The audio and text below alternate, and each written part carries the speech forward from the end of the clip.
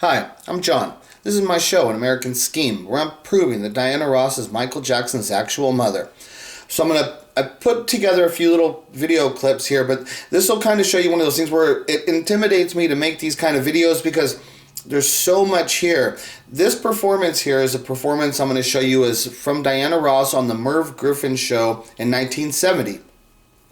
Now her performance here, she sings reach out and touch somebody's hand, and then she does an interview with Merv Griffin, and then later on she sings, I think she sings Ain't No Mountain High Enough. So it's a big, I think it's like 27 minutes, the entire performance. It would be one I'd recommend people, but that's what I'm saying, just her interview on here is 27 minutes just for me to go through that and show you all of the stuff. It's layered and layered and layered and layered with things about my story and her. And then the thing about it is Michael Jackson's in the audience. He's watching this. He's actually there with her by himself, sitting. If you see the crowd here, you can see the crowd is mostly full of like older white people. You know, it's Merv Griffin show. So that's what I want to show you here too. So you can see that this is Diana Ross, Merv Griffin show, 1970, okay? This is a very, very important, if you're a Michael Jackson fan, you should go watch this. This is very important. Now, I'm going to show you some parts from here to show you.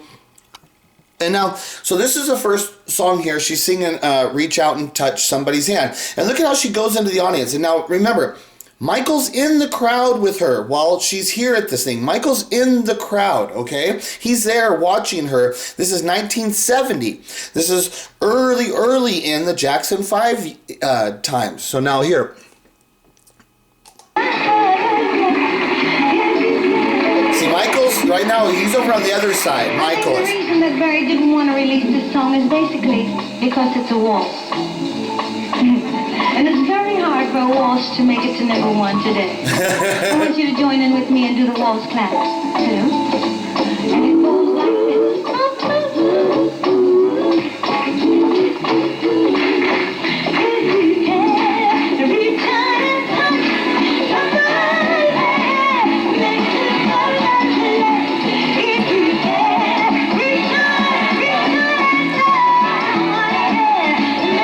Okay, so the thing about that part is what I was wanting to show you is that song, when you hear Michael Jackson's song in the future about who the person he is, how he tries to connect with people, so much of it, it's very, very similar to like this, okay? This is, and now you gotta understand the context. Michael's there in the audience, but he's by himself. And now when she was when I'm watching this video, I'm like, okay, well, why do I know this song with her and Michael? I'm thinking in my head, I know this song with her and Michael for some reason. I'm trying to think, well, why is it? And then so I looked it up, and what came up, the one that came up was, this is the song that they played in the Jackson's American Dream, where Diana Ross is there singing, and then she invites Michael up, okay?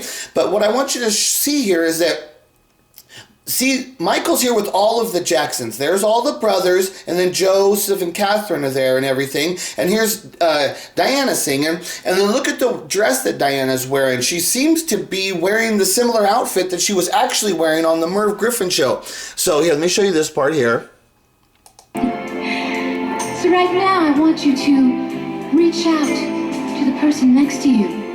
Grab their hand and raise your arms high in the sky. Sway from side to side. Can you do that for me? I know you can. Yeah! Woo! Reach out and touch somebody's hand, yeah. And I'm gonna reach out right now to some very, very special guests we have with us this evening. Ladies and gentlemen, I'd like to introduce you to the Jackson 5. Would you like to come up and sing with me, Michael? Would you like that? Would you all like that?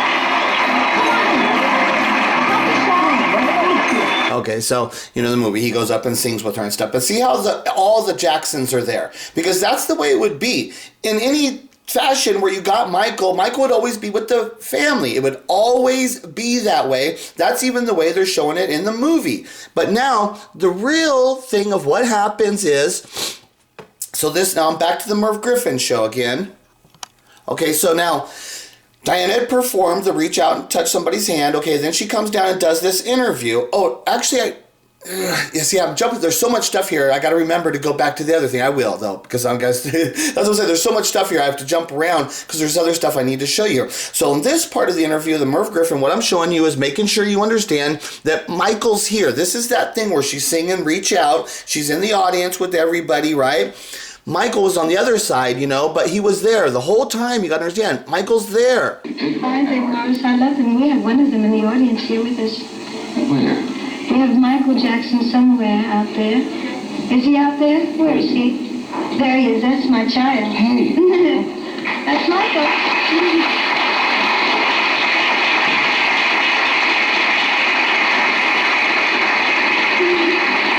Murder. Don't you know anybody who could get a better seat? He's been incognito. Oh. They've made me work hard because I want to be something. I mean, I am. Michael has always been like a son or a brother or something to me, and they admire me sort of like. So I try very hard to keep up such an image for them. And when I do a show like this, they usually sneak Michael in. I really didn't know he was going to be here. I heard about it, and I was hoping that he was here because it makes me a little bit stronger because I'm doing it basically for him. When she says that, I'm doing it for him. And see, they sneak Michael in, okay? And then when she says there, Michael's basically like a son or a brother, she says. But first, she says like a son. Okay, now, she doesn't have any children. This is 1970. She's not officially a mother yet at this time. Why is she speaking as a mother? This is like the subtleties of what they're saying. I have to pick at it and show you because you people don't hear what I hear.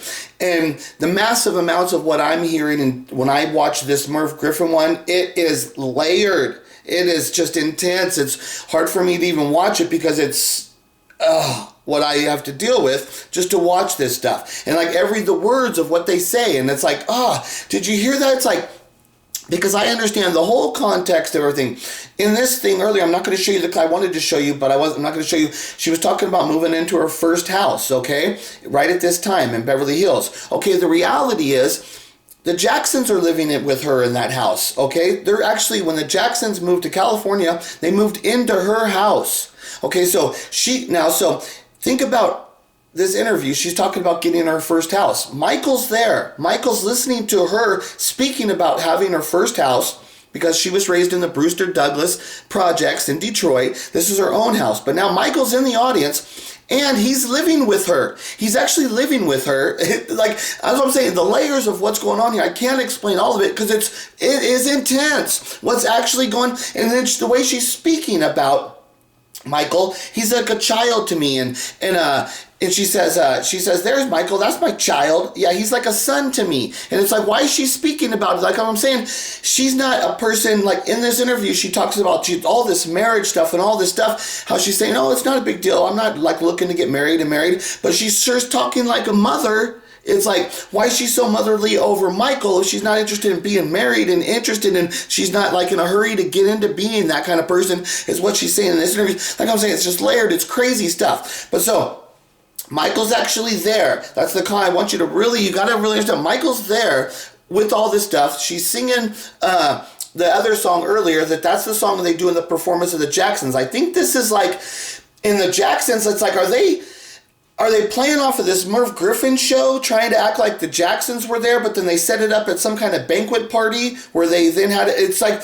weird what the Jacksons do to them, the reality of what actually was taking place in real life. Because you've got the Jacksons all together they're all at this big banquet. But in reality, like she says, they bring Michael. They don't bring all of the Jacksons. She says they like to sneak Michael in there. It's specifically Michael. And she's calling him a son and a child. And at this time, she's not really a mother. She hasn't had Rhonda yet at this time. It's right before all that stuff. Michael's actually living in her house at this time. All this stuff that's going on. So all of that stuff. Think about what Michael is experiencing here. Just in this context of this show, okay? But now here's the other main part I wanted to show you. At the end of the show, she says, why is it not playing here? met a lot of producers and a lot of writers, and when I was in London, I got a chance to meet Paul McCartney, the Beatles, and that thrilled me because he's so real and so relaxed, and I really liked him. We had dinner together. I bet he was thrilled to meet you, too. That was right before he got married, and I thought I could, but I didn't make it. Okay, so you see what she said right there?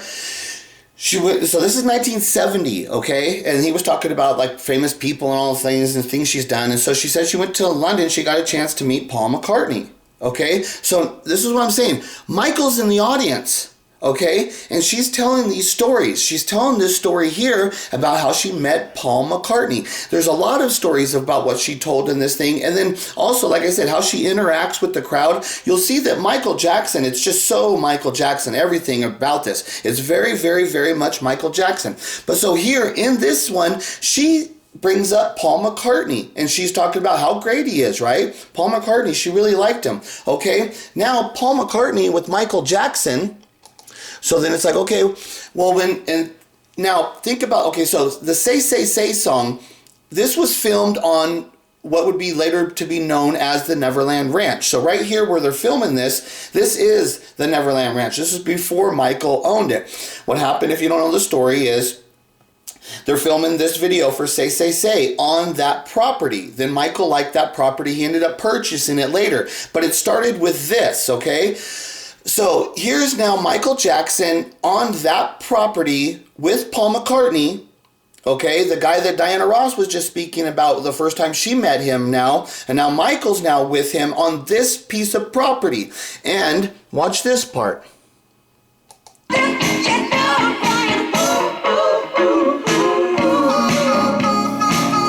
Orphanage. As I keep saying, the whole thing over and over and over. Once I go look, you're going to see exactly the signs. And right there, Mrs. N signs, the signs. The signs that tell you exactly everything about what everything's all about. Orphanage. So this here in the Say, Say, Say song, that property is being used as an orphanage. Michael then purchases that and turns it into the Neverland Ranch, which my whole thing about Michael is I'm saying he's an orphan. Everything about him, there's a massive thing about him being orphaned, being given away when he was a child. He was given away. He was abandoned by his parents. He was orphaned to the Jacksons. He had no real parents at that time. He was basically orphaned. And you'll see that Michael brings that up. You could see it in his stuff, but you people are never looking. Nobody ever makes sense and never has any understandings of what's actually going on. So like I say here, there's Michael back in 1970 with Diana Ross on that show where she's talking about her house and all these things that she's talking about. She does her performances that are so like with Michael when she goes into the crowd, so much about that. She introduces Michael to the people. Here's Michael, calling him my child and all. She brings this big speech how she does everything for him, right? And in that thing, she talks about having her house. She talks about meeting Paul McCartney. You know, all those things that happen at that one thing. Then what happens when Michael does a song with Paul McCartney on a piece of property that in the thing they're calling it an orphanage? To me, Michael, when you're a real artist and you're a person of God, you think that there's signs that lead you to places, okay? So Michael, like when he sees this is why he had to buy that. He's saying that the signs are telling him that that's the Neverland Ranch. That's the place that he's going to make, that's his place to do for all the stuff of what he is, his childhood that was taken, all of it, the thing that explains who he is, all of it, how it got to be there, all of it. And it's all because of this is the setup of how all of that develops into that. And you can see that this is how Michael had been living his life. He's reading the signs, just like this sign right there. It's an orphanage. So Michael's like, an orphanage, that's the perfect place for me to live. Because he's an orphan. That's the whole thing. And he's going to build this place to allow the children to come there. It's the whole context of understanding who he is and doing the things that he's doing. And these are the things that, once you understand it, this is the understanding that shows you why he's damaged, that why he's hanging out with the children, but then it also shows you, it proves to you that he's not a pedophile, that he's damaged, he's an orphan. That's why he's doing the things he's doing. It's not sexual in nature, and you know it's not sexual in nature because Michael has no history of any kind of sexual experiences going on in his life. There is no sexual nature. There is none. So that's why people say, oh, it must be the kids. There's got to be something sexual there. No, it was never. Michael had real issues. He had real problems with which he was dealing with. Diana Ross, she's trying to fix her problems of all the things that she abandoned Michael. So she brings Michael with her to the stage, to these shows, and Michael then is pulled away from the Jackson family, and Diana's nurturing him in a way that messed him up. And then what happens eventually, Michael leaves Diana Ross's house and is back with the Jacksons. Like, I went to the damage. What would that have done? I don't have to think of what that done. Look at what the guy's life actually is. You will see his actual life follows exactly the parallels of what I am explaining. Your people's imaginary stories is freaking ridiculous bullshit. The guy's a fucking orphan. He's putting it right in your fucking face. Orphanage. This turns out to be where he lives later.